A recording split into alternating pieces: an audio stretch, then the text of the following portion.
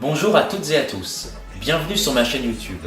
Je m'appelle Samuel et ici tu trouveras des vidéos sur la nutrition et le bien-être en général. Si cette thématique t'intéresse, n'hésite pas à t'abonner à ma chaîne YouTube, à liker cette vidéo et à la commenter. Tu peux aussi venir me rejoindre sur Instagram et me soutenir sur Utip. Sur ce, je vous laisse avec la suite de la vidéo.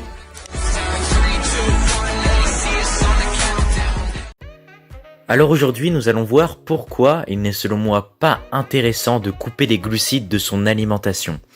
On entend partout en ce moment que le sucre c'est mauvais, que le sucre ça fait grossir et qu'on peut limite totalement s'en passer, que le corps peut très bien survivre sans sucre. Mais je vais vous le dire, en réalité, en fait tout ça c'est faux. Ce qui fait réellement grossir quand on y pense, c'est pas le sucre ou même tel ou tel aliment. Ce qui fait grossir, c'est d'être en surplus calorique, c'est-à-dire de consommer plus de calories que ce que votre corps a besoin. Après, bien sûr, l'aspect quantitatif et l'aspect qualitatif des aliments que vous ingérez est extrêmement important, mais après, là, ce n'est pas le sujet. Donc déjà, vous avez la réponse à votre question. Il n'est vraiment pas intéressant, et même dans des cas extrêmes, ça peut être dangereux, de couper totalement le sucre de son alimentation. En fait, chaque jour, nous devons ingérer une certaine quantité de nutriments, c'est-à-dire de protéines, de lipides, de glucides, et de vitamines et de minéraux.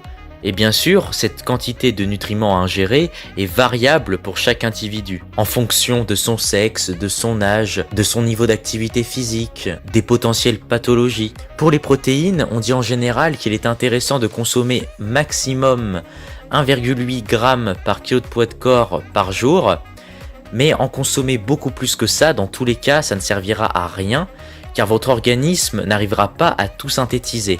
Donc c'est vraiment très important, surtout si vous faites de la musculation ou un sport qui sollicite beaucoup vos muscles, mais même si vous ne faites pas de sport qui sollicite vos muscles, il est vraiment très important un bon apport en protéines, mais en consommer plus que ce que votre corps est capable de synthétiser, ça ne sert à rien en fait, le reste sera éliminé. Et pour les lipides, on tourne en général autour des 1 g par kilo de poids de corps par jour. Et pareil, une fois cette quantité atteinte, ça ne sert à rien d'en avoir beaucoup plus. Et après, en temps normal, les glucides viennent compléter la ration alimentaire. C'est-à-dire que ensuite, pour compléter les calories manquantes, on complète tout ça avec les sucres. Donc déjà, rien qu'avec ces informations-là, je pense que vous comprenez qu'il est vraiment pas intéressant de couper les glucides. Parce que vu que consommer trop de protéines et trop de lipides, ça ne sert à rien. Sachant que votre corps, au final, a besoin de sucre, et ça je vais vous le montrer. Déjà, il faut savoir que chaque jour, un cerveau humain utilise en moyenne 120 g de glucose par jour. Donc déjà, votre cerveau demande quand même une quantité assez importante de sucre chaque jour. Et aussi, dans votre organisme, vous avez des réserves de glycogène qui se trouvent dans le foie et dans vos muscles. Et ces réserves-là baissent chaque jour. Et le glycogène est composé de molécules de glucose. Et là aussi, vous avez besoin de glucides pour pouvoir refaire vos réserves de glycogène. Et en plus de tout ça, il y a aussi énormément de cellules qui sont glycodépendantes, c'est-à-dire qui ont besoin de glucose pour fonctionner. Par exemple, les neurones, les globules rouges et les muscles en anaérobiose ont besoin de glucose pour fonctionner. Toutes ces cellules-là ne peuvent pas utiliser un autre substrat énergétique que le glucose pour survivre. Et je pense que là, vous devez comprendre que couper les glucides n'est pas intéressant. Mais après, vous devez vous demander, oui, mais tous ceux qui consomment vraiment quasiment plus aucun sucre, comment ils arrivent à survivre?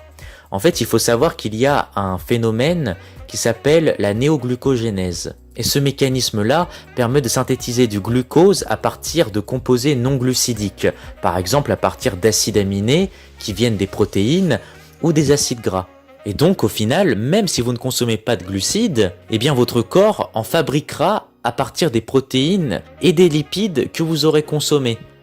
Et donc il n'est pas intéressant de ne pas en consommer, autant consommer directement des glucides qui souvent reviennent moins chers que les aliments riches en protéines par exemple, parce que dans tous les cas, votre corps fabriquera du glucose pour survivre. C'est tout simplement physiologique, chaque jour, votre corps a besoin de sucre pour fonctionner. Et donc, l'ennemi public numéro 1, ce n'est pas le sucre. Ce qui vous fait grossir, c'est le surplus calorique, et ce qui vous met dans une mauvaise santé, c'est tout simplement de consommer des aliments de mauvaise qualité, c'est-à-dire des aliments industriels, ultra transformés, bourrés d'additifs, etc. Et vous, dites-moi si vous avez déjà arrêté de consommer du sucre temporairement ou si vous êtes actuellement en train de couper le sucre de votre alimentation. N'hésitez pas aussi à commenter cette vidéo pour me dire ce que vous pensez de ce sujet. Et sur ce, on se retrouve très vite pour une prochaine vidéo.